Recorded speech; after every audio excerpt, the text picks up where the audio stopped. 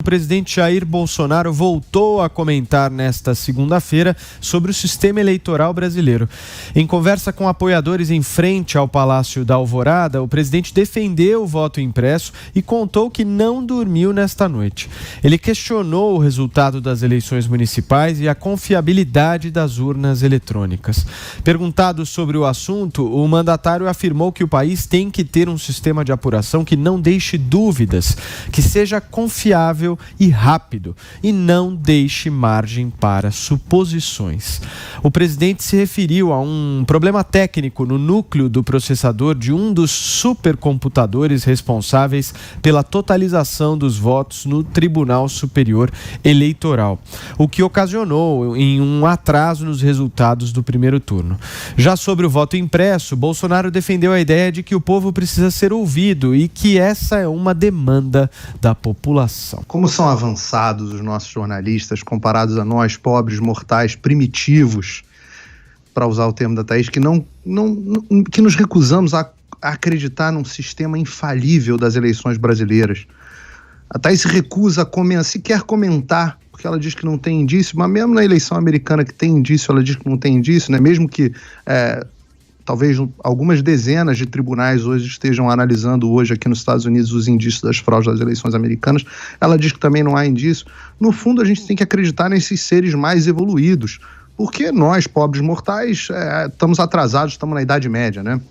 Então, voltando um pouquinho na história, não exatamente para a Idade Média, eu vou citar uma frase do Joseph Stalin aqui, do ditador comunista Joseph Stalin, que diz que quem vota e como vota não conta nada.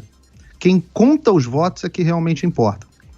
E você me pergunta, Paulo, teve fraude na eleição de 2020? Eu não sei. Teve fraude na eleição de 2018? Eu também não sei. Em 2016? Não sei. Eu não sei, na verdade, a Thaís não sabe, o Josias não sabe, você, Paulo, não sabe, ninguém sabe. Só os presidentes do TSE e mesmo assim, talvez. No sistema atual é impossível você sequer verificar se há indício ou não. Não tem indício, não tem nada. O que tem são bits. É um número. É um número num computador que pode ser modificado como qualquer número em qualquer computador. O Brasil sabe disso. Tanto que, por iniciativa popular, em 2015, fez uma mini reforma eleitoral e passou uma proposta de emenda constitucional por iniciativa popular, determinando o voto impresso. Passou na Câmara, no Senado, e teve sanção presidencial. Passou a emenda constitucional. Como é que funcionaria? E na minha opinião, o melhor sistema possível, porque ele une o que há de melhor no voto impresso e o que há de melhor no voto eletrônico. Então, o eleitor votaria numa urna eletrônica, como ele faz hoje, teria o recibo dele de papel, ia verificar se o voto estava correto, e o voto seria depositado de forma automática, sem contato manual do eleitor, numa urna lacrada. E aí você teria esse sistema duplo, que teria que bater e poderia ser auditado. Eu vou repetir, o eleitor não leva o recibo para casa. Para quem fala, não, mas poxa, pode ser que viole o sigilo do voto. Não, o que poderia violar o sigilo do voto é o sistema americano com o eleitor votando de casa. Esse não. O eleitor vota presencialmente e não leva o recibo para casa. O recibo é usado para fins de auditoria.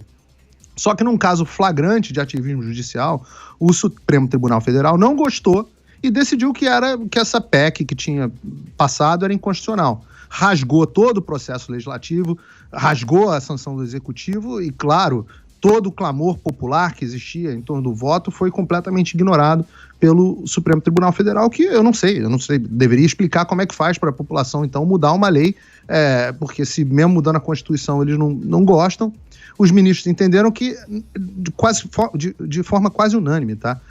E isso foi em setembro desse ano, que o voto impresso ia representar um retrocesso nos avanços, esses avanços que o Brasil tem realizado nos últimos anos.